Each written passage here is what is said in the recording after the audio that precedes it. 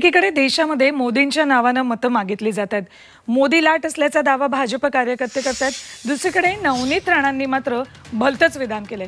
मोदींची हवा आहे या भ्रमात राहू नका, मोदी लाटेत मी अपक्ष म्हणून निवडून आले होते असं विधान नवनीत राणांनी केलंय।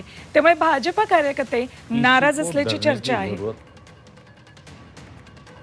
हे इलेक्शन आपल्याला ग्राम पंचायत सारखे लढा लागते। त्याच्यापेक्षा भारी पद्धतीने की 12 ते 8 पर्यंत आपला जेवढा मतदान आहे ते सगळं बूथवर गेलं पाहिजे आणि सगळं मतदान झालं पाहिजे। त्या पद्धतीने आपण काम केलं पाहिजे। जर कोणी फुग्यात राहत असाल की मोदीजीची हवा आहे तर गोष्टी लक्षात ठेवा।